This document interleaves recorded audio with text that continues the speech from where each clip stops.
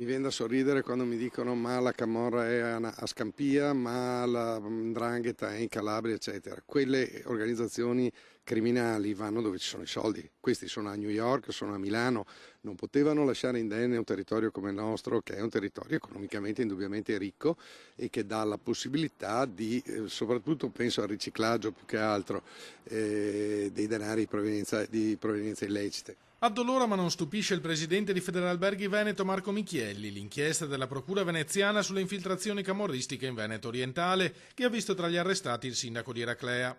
Qui da noi, ricorda, è una storia dalle origini antiche che risale almeno al rapimento Pasti del 1981. Che ci siano interferenze criminali nel nostro mercato è cosa che sappiamo da tempo.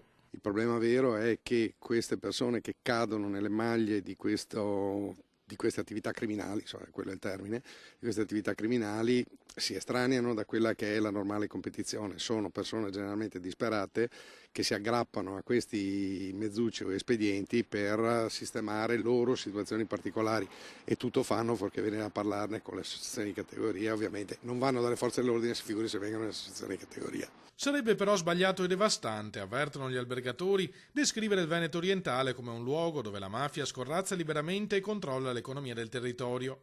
Non ne facciamo una questione di immagine, ma di rispetto per la verità. Eraclea non è la Palermo degli anni 70. Teniamo presente che stiamo parlando di un comprensorio di spiagge che sviluppa 30 milioni di presenze turistiche durante l'estate, stiamo parlando di migliaia e migliaia di aziende, stiamo parlando di un'economia non sostanzialmente sana che ha qualche, diciamo, è una bellissima pelle con qualche brufolo.